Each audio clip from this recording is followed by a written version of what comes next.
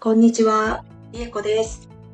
今日の動画では日本の永住ビザを申請するときに重要な5つの審査ポイントについて解説します。日本での生活を長く続けたいと考えている方々にとって永住ビザの取得は大きな目標ですよね。しかし、申請して許可されるには厳しい審査の基準があります。この動画では永住申請の基本的なポイントを分かりやすく解説していきますので、チャンネル登録と通知をオンにして、ぜひ最後までチェックしてみてください。まず最初のポイントは、在留期間の継続性です。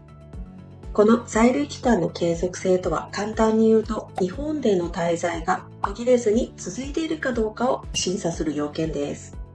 では、どのくらいの期間日本に継続して住んでいればよいのかというと、原則として10年以上継続して日本で滞在していることが必要です。ただし、特定の条件を満たす人や日本人の配偶者の方の場合などは例外もありますので、申請する前に必ず確認してください。そして継続してという意味ですが、これはどういうことかというと、短期間の出国は認められていますが、長期間日本を離れている場合には、この継続性が途切れていると判断される可能性があります。具体的には100日以上連続して海外に出国していたり、短期間であっても頻繁に出国している場合は、在留期間がリセットされることがあります。この場合は再度10年以上の継続した在留が必要になるケースもあるので注意が必要です。また、この10年間のうち少なくとも5年以上は就労ビザで在留していることが求められます。しかも申請するときの就労ビザの在留期間が5年ビザ、または3年ビザでないと永住権は申請ができません。2つ目のポイントは収入状況です。これはあなたが日本で自立して暮らせることを示す重要なポイントです。では具体的にどのぐらいの年収が必要なのかというと、申請者の在留資格や職業や家族構成によって異なりますが、一般的には300万円以上が最低ラインと考えられています。また単に金額だけでなく収入の安定性も重視されます。正社員として安定した雇用関係にあるのかどうか、あるいは自営業をやっている人や会社の経営者であれば安定した事業収入があるかどうかも審査されます。そしてもしあなたに扶養家族がいる場合は人数によって収入要件が高くなります。例えば配偶者や子供を扶養している場合は一般的に1人当たり30万円から70万円程度の追加収入を求められることが多いです。また、あなたの収入だけでなく、配偶者の収入も合算することが可能ですが、資格外活動によるアルバイトの収入は基本的に考慮されません。永住ビザの収入要件は、単に金額だけの問題ではなく、収入の安定性や家族構成、生活状況全体を考慮した総合的な判断となります。一般的な目安はお伝えしましたが、人それぞれの状況によって異なる場合があるので、不安な点があれば専門家に相談することをお勧めします。3つ目のポイントは、納税状況と社会保険の加入状況ですが、この要件は特に厳しくチェックされますので、詳しく解説します。まず税金ですが、過去5年間の住民税の納付状況を厳しく審査されて、一度でも未納があると審査に大きく影響します。さらに住民税だけではありません。源泉所得税、確定申告による所得税、会社を経営している人などは消費税、その他相続税や贈与税なども全て滞りなく納めていることが求められます。もし納税が遅れていたり未納があったりすると許可されないことがありますので気をつけましょう。また、社会保険もとても大切です。健康保険と年金保険の両方に加入して保険料をきちんと支払っていることが求められます。健康保険の種類については、会社で働いている方は会社の健康保険に、自分でビジネスをやっている人や学生は国民健康保険に加入していますね。どちらの場合も保険料の未納や遅延納付がないことが重要です。年金も同様です。会社員の人は厚生年金、それ以外の人は国民年金に加入して保険料をしっかりと納めていなければなりません。もし保険の加入状況や支払いについて心配なことがあれば、市区町村役場や会社の人事部などに相談しましょ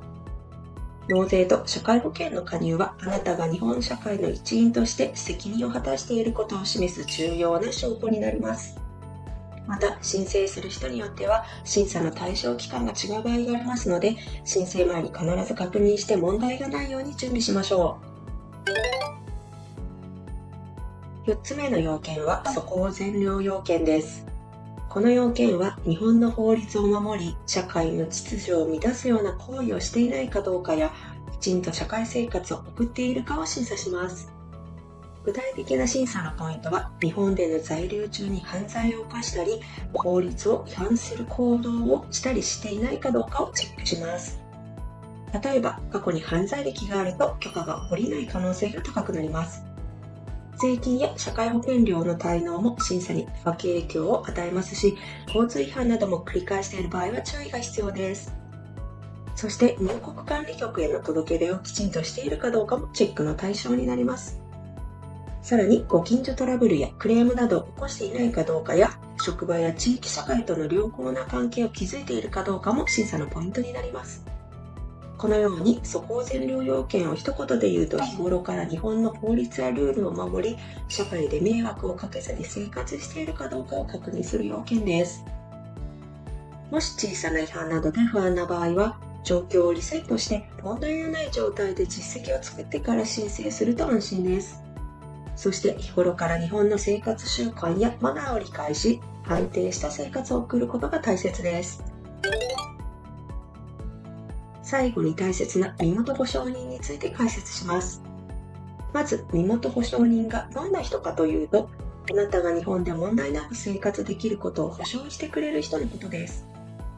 あなたが日本の法律やルールを守り、自立した生活を送れることを証明する役割を持っています。では、誰が身元保証人になるかというと、日本に住む日本人、またはすでに永住権を持つ外国人の方々がなります。この保証人は通常、あなたと信頼関係がある家族や友人、職場の上司などが適しています。そして身元保証人の具体的な役割は、あなたが日本で安心して生活できるようにサポートしたり、法律やルールを守っているかを見守ることを約束する人です。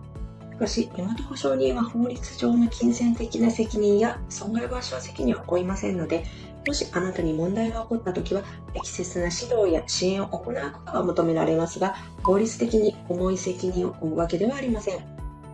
まとめると、永住申請における身元保証人は、あなたが日本で責任を持って生活できることを保証してくれる重要な存在です。適切な方を保証人として選び、信頼を築くことが永住権取得の大きな助けになります。今日の動画はいかがでしたでしょうか？日本の永住申請で重要な5つのポイントを解説しました。重要なのは正しい情報をキャッチして、あなたの年収や家族構成や条件に合った方法で準備を始めることです。十分な在留期間、安定した収入、学生時代のオーバーワークや交通違反の有無、きちんと税金を支払っているのかどうかや社会保険への加入状況など、審査のポイントが複雑で不安に感じる部分も多いかと思いますが、一つずつ丁寧に準備を進めれば必ず道は開けます。私たちは永住ビザの申請をスムーズに進めるために、申請するときの条件の確認や準備しなければならない必要書類のリストアップ、さらには申請書類の作成などをトータル的にサポートしていますので、この動画の説明欄にある公式 LINE のリンクからお友達に登録していただき、お気軽にご相談ください。あなたの永住申請が成功することを心から応援しています。それではまた次の動画でお会いしましょう。